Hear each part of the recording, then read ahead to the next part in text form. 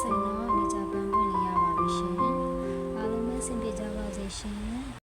အားလုံးပဲမင်္ဂလာပါရှင်ဒီနေ့မှာတော့အမကနေကြပန်းပွင့်လေးကိုထိုးပြပါမယ်နေကြပန်းပွင့်လေးထိုးဖို့အတွက်ကတော့လိုအပ်တဲ့အရာလေးကအညိုလေးလိုမယ်အဝါလေးလိုမယ်နော်အစိမ်းလေးလိုပါမယ်အလဲထဲမှာထည့်ဖို့အတွက်ဆီလီကွန်လေးအနည်းငယ်လိုပါမယ်အမထိုးတဲ့အစိုက်ကတော့ 3.5 mm နဲ့ထိုးရပါတယ်ရှင်အဲဆိုလို့ရှိရင်အရင်ဆုံးအမတို့ဝတ်ဆန်လေးကိုစထိုးကြမယ်နော်ဝတ်ဆန်လေးထိုးဖို့အတွက်လေ magic ring လေးအရင်လုပ်မယ်နော် magic ring လေးလုပ်ပြီးရင်ချိန်ဝမ်လေးထိုးမယ်ပြီးလို့ရှိရင်ဒီ magic ring ထဲမှာတိုင်တိုး6ခါထိုးမယ်နော်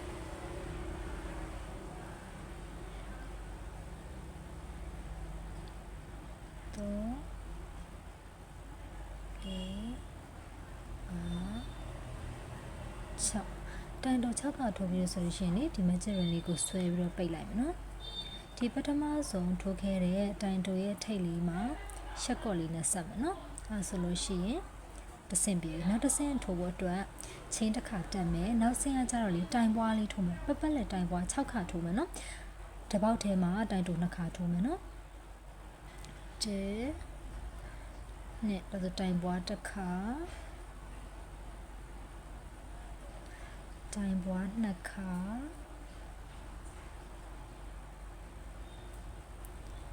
တိုင်ပွား3ခါ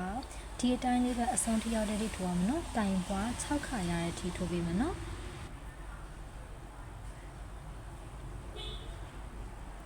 ဒါဆိုလို့ရှိရင်တိုင်ပွား6ခါရပြီနော်တိုင်ပွား6ခါကျတော့စုပေါင်း12ချက်ရှိမှာပေါ့နော်တိုင်တို12ချက်ရှိမယ်ပြီးဒီထိတ်ဆုံးထိုးခဲတဲ့တိုင်တိုရဲ့အပေါက်လေးကိုရှက်ကော်လေးနဲ့ဆက်လိုက်မယ်ဆိုရင်2တန်းပြီးပြီနော်2တန်းပြီးနောက်တစ်တန်းထပ်ထိုးမယ်နောက်တစ်တန်းထပ်ထိုးဖို့အတွက်ချိန်တစ်ခါထိုးမယ်နော်ချိန်တစ်ခါထိုးဒီတစ်ခါမှာတော့ပထမဆုံးအပေါက်ကိုတိုင်တိုတစ်ချက်ပဲထိုးမယ်ဒုတိယအပေါက်ကိုတိုင်ပွားတစ်ချက်ထိုးမယ်အဲ့ဒီအတိုင်းအစုံတိုင်း6ခါလုံးမယ်နော်ဒီပေါက်မှာတိုင်တိုတစ်ချက်သူ့ဘေးကအပေါက်မှာတိုင်ပွားတစ်ခါဆိုလို့ရှိရင်2စုံရပြီတိုင်တိုတစ်ခါတိုင်ပွားတစ်ခါ3စုံရပြီတိုင်တိုတစ်ခါတိုင်ပွားတစ်ခါ4စုံရပြီဒီအတိုင်း6စုံထိုးရမယ်နော်ဒီတိုင်းလေးပဲအစုံထိရောက်တဲ့ထိထိုးရမယ်နော်အစုံထိထိုးပြီးပါပြီဆိုလို့ရှိရင်ဒီထိတ်စုံထိုးခဲ့တဲ့တိုင်တိုရဲ့အပေါက်လေးနဲ့ရှက်ကော့လေးနဲ့ဆက်လိုက်မယ်နော်အဲဆိုလို့ရှိရင်3တန်းပြီးသွားပြီပေါ့နော်3တန်းပြီးသွားနောက်တစ်တန်းမှာကျတော့လေတိုင်မပွားတော့ဒီတိုင်းပဲတစ်ပေါက်ကိုတစ်ချက်စီနဲ့တိုင်တိုကိုအစုံထိထိုးရမယ်စုပေါင်းတိုင်တို18ခါရရမယ်နော်နဲ့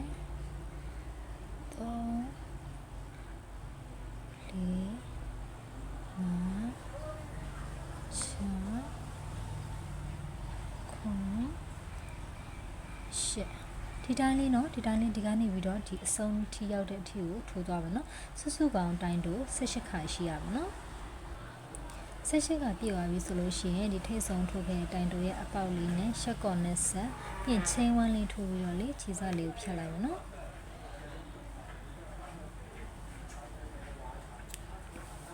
ဒီလိုလေးရပြီပြီးလို့ရှိရင်လေဒီခြေစလေးကိုလေဒီအနောက်ဘက်ခြမ်းမှာတင်လိုက်မယ်နော်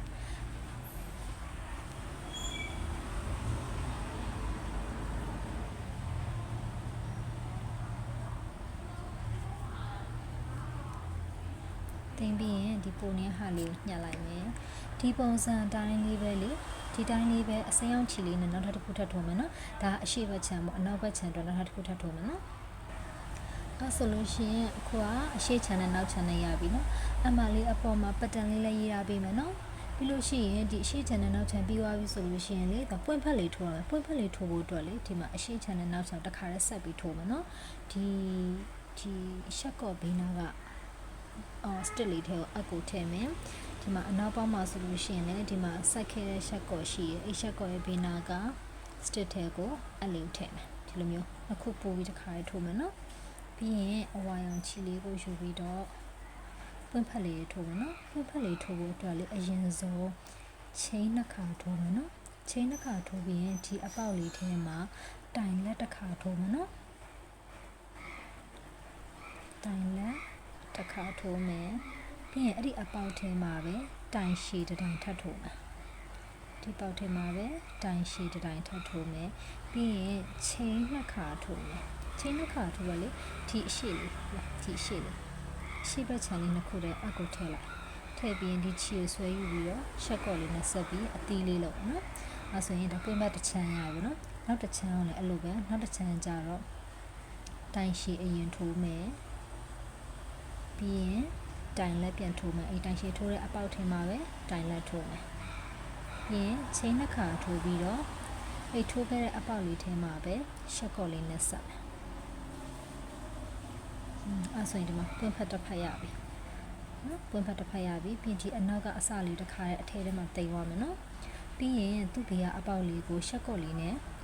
ရှက်ကော့တစ်ချက်ကူလိုက်မယ်ရှက်ကော့တစ်ချက်ကူပြီးတော့ချင်းကိုနှစ်ခါပြန်တက်မယ်ချင်းနှစ်ခါတက်ပြီးတော့အဲ့ဒီအပေါက်လေးထဲမှာပဲတိုင်လက်တစ်တိုင်ထိုးမယ်အဲ့ဒီတိုင်လက်ထိုးတဲ့အပေါက်ထဲမှာပဲတိုင်ရှည်တစ်တိုင်ထပ်ထိုးမယ်ပြီးရင်ခုနကလိုပဲချင်းနှစ်ခါထိုးမယ်ပြီးရင်ဒီအရှိချမ်းလေးကိုအကုတ်ထည့်ပြီးတော့ခြေကိုဆွဲယူပြီးရှက်ကော့လေးလုပ်ပြီးတော့အသီးလေးဖြောင်းလုပ်မယ်နော်ပြီးရင်သူ့ဘေးကအပေါက်မှာတိုင်ရှည်တစ်တိုင်ထိုးမယ်နောက်ပြီးအတိုင်ရှည်ထိုးတဲ့အပေါက်ထဲမှာပဲတိုင်လက်တစ်တိုင်ထပ်ထိုးမယ်ပြီးရင်ချိန်နှစ်ခါထိုးမယ်ချိန်နှစ်ခါထိုးပြီးအတိုင်ရှည်တိုင်လက်ထိုးခဲ့တဲ့အပေါက်ထဲမှာပဲရှက်ကော့နဲ့ပြန်ဆက်မယ်အဲဆိုရင်ပွင့်ဖက်နှစ်ဖက်ရပြီပြီးရင်သူ့ဘေးကအပေါက်ထဲကိုရှက်ကော့တစ်ချက်နဲ့ကူလိုက်မယ်ပြီးရင်နောက်ထပ်ချိန်နှစ်ခါတက်မယ်အဲ့ဒီရှက်ကော့ထိုးခဲ့တဲ့အပေါက်လေးမှာပဲတိုင်လက်တစ်တိုင်ထိုးမယ်အဲ့တိုင်လက်ထိုးတဲ့အပေါက်ထဲမှာပဲတိုင်ရှည်တစ်တိုင်ထိုးမယ်ပြီးလို့ရှိရင်ချိန်နှစ်ခါတက်မယ်ပြီးရင်ဒီအရှိဘက်ခြမ်းလေးနှစ်ချမ်းလေးကိုအကူထည့်ပြီးတော့ခြေကိုဆွဲယူပြီးအသီးလေးလုပ်မယ်ပြီးရင်သူ့ဘေးကအပေါက်မှာတိုင်ရှည်တစ်တိုင်ထိုးမယ်ပြီးရင်တိုင်လက်တစ်တိုင်ထိုးမယ်အဲ့ဒီအပေါက်ထဲမှာပဲပြီးရင်ချင်းနှစ်ခါထိုးပြီးတော့ဒီတိုင်ရှည်တိုင်လက်ထိုးခဲ့တဲ့အပေါက်ထဲမှာရှက်ကော့နဲ့ဆက်ဒီအတိုင်းလေးဒီနောက်ဆုံးပွင့်ဘက်နှစ်ဖက်မရောက်ခင်ထိထိုးသွားမယ်နော်ခုဆိုလို့ရှိရင်ဒါနောက်ဆုံးပွင့်ဘက်နှစ်ဖက်ပဲကျန်တော့တာပေါ့နော်အဲဆိုရင်ဒီလေတဲ့ကိုဆီလီကွန်လေးထည့်မယ်နော်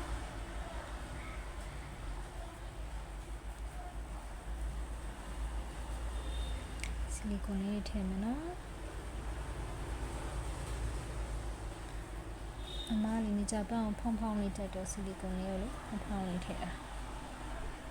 ပြီးလို့ရှိရင်ဒီမှာရှိရဲ့နှစ်ဖက်ကိုလည်းဒီအရှိရထိုးပြခဲ့တဲ့အတိုင်းလေးပဲထိုးလိုက်မယ်နော်ဒီမှာနောက်ဆုံးပွင့်ဖက်ထိုးပြီးလို့ရှိရင်လေဒီမှာ slit stitch နဲ့ဆက်ပြီးသွားရဟုတ်ဒီထိတ်ဆုံးထိုးခဲ့တဲ့ပွင့်ဖက်ရဲ့အပေါက်လေးကိုလည်း slit stitch နဲ့နောက်ထပ်တစ်ချက်ထပ်ဆက်လိုက်နော်ပြီးရင်ချိန်တစ်ခါထိုးပြီးတော့ခြေစားလေးကိုဖြတ်လိုက်မယ်အဲဆိုရင်ဒီမှာနေကြပန်းပွင့်လေးရပြီနော်ပြီးရင်ဒီအနောက်မှာလေဒီခုနကဖြတ်ထားတဲ့ခြေစားလေးကိုတင်လိုက်မယ်နော်ပွင့်ဖက်တရဲ့နောက်မှာပဲတင်လိုက်မယ်